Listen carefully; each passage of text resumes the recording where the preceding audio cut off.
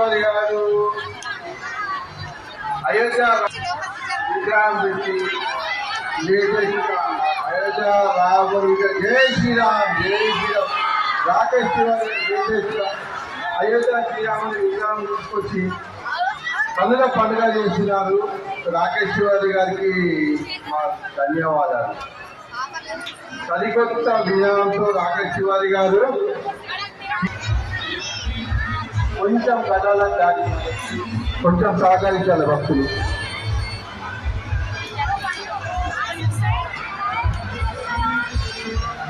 ఓం నమ శివాయ ఓం నమ శివాయ శివవాణి మాతాలి మాతాకి జై.